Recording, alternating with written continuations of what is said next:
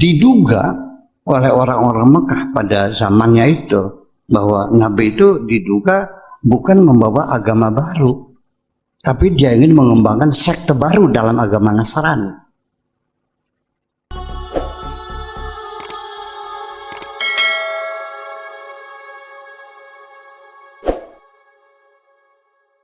Oke, lalu seperti apa agama yang Nabi Muhammad itu dari kehidupan pribadi sendiri? Ketika umur 25 tahun sebagai tokoh pemersatu, dia dinikahkan dengan seorang perempuan janda yang usianya seumur ibu. Ya, kalau kita namanya berondong ya. Suami berondong itu sebenarnya lebih muda, 15 tahun seumur ibunya sendiri. Dan itu dulu menjadi dulungannya Nabi Muhammad karena dia pernah bekerja sama Khadijah. Ini kan agamanya Siti Khadijah ini kan disembunyikan. Apa agamanya Siti Khadijah? Yang pasti dia bukan penyembah berhala.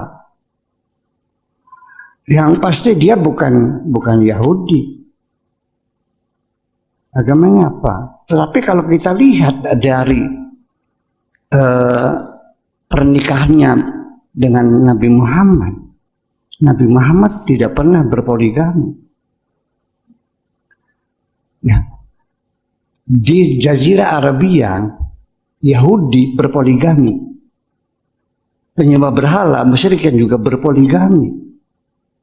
Orang Islam berpoligami. Yang tidak berpoligami agamanya apa? Nah, nanti Bapak yang menjawab sendiri. Tetapi yang jadi pertanyaan bagi saya, yaitu ketika Nabi Muhammad Shallallahu Alaihi Wasallam menerima wahyu, dikonsultasikan dengan seorang ahli spiritual. Siapa namanya?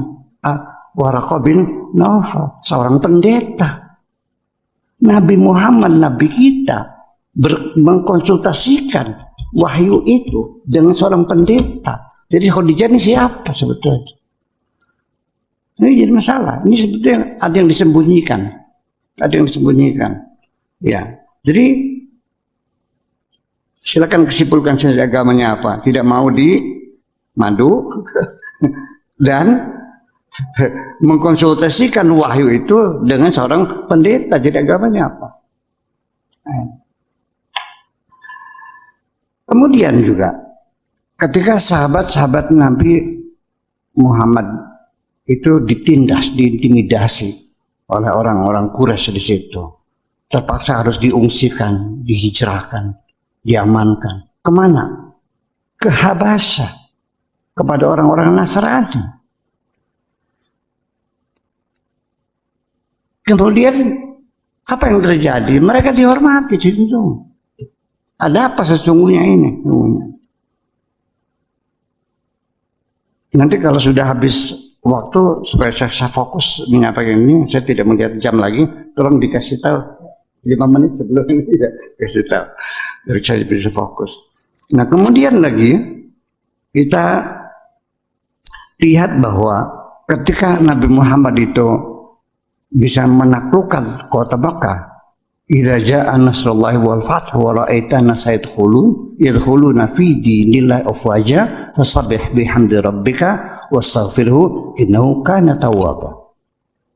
Begitu dikuasai berhala-berhala yang ada 480 berhala itu ditumbangkan semuanya, lalu mereka masuk ke dalam Ka'bah. Di situ ada gambar Yesus. Ada gambar Siti Maryam sedang menggendong Nabi Isa.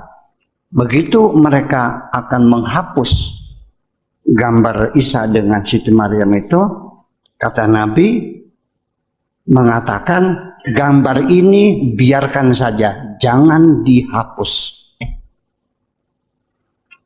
Ini ada di kitab Akhbar Makkah lil Wahidi. Kenapa gambar Nabi Isa tidak boleh dihapus, berhala boleh ditumbangkan? Ada apa? Ini menjadi harus kita jelaskan. Kenapa gambar Nabi Isa tidak boleh dihapus kalau berhala ditumbangkan? Jadi artinya betapa dekatnya hubungan Nabi dengan para Nasrani itu. Dan pada Yahudi juga nggak ada masalah. Yang perlu kita ketahui bahwa yang mengusir, menghalau orang-orang Yahudi dari kota Madinah bukan Kanjeng Nabi, tapi Sayyidina Umar. Khalifah setelah Abu Bakar, dihabisin semuanya. Iya. Seperti Nazi kan sama saja, itu kan dihabisin Yahudi itu.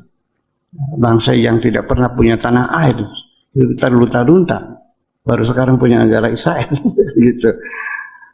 Nah itu semuanya. Jadi ini menjadi satu gambaran begitu semuanya. Kemudian dari situlah maka dugaan-dugaan orang Mekah, siapa Muhammad ini? Seorang anak yatim piatu yang hidupnya penuh penderitaan. Kemudian dia banyak berbicara masalah persatuan dan kesatuan dan sebagainya. Diduga oleh orang-orang Mekah pada zamannya itu bahwa Nabi itu diduga bukan membawa agama baru, tapi dia ingin mengembangkan sekte baru dalam agama Nasrani. Ini menjadi catatan. Jadi nggak ada namanya Nabi mengajarkan dendam kepada agama apapun, nggak ada. Dan kota Madinah sendiri dibangun itu sebagai kota Madinah kan dari kata tamadun, civilization. Ya, itu kan berdasarkan fakta, berdasarkan konsensus dengan semua agama yang ada. Seperti kita di Indonesia begini kan, konsensusnya kan Pancasila. Ya, untung negara kita bukan negara agama ya, tapi agama yang bertuhan.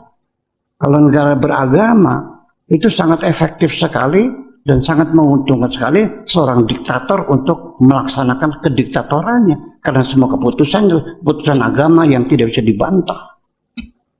Ini persoalannya. Kita sudah bersyukur kita negara beragama kok, Tuhan Yang Maha Esa. Iya, jadi perlu kita waspadai.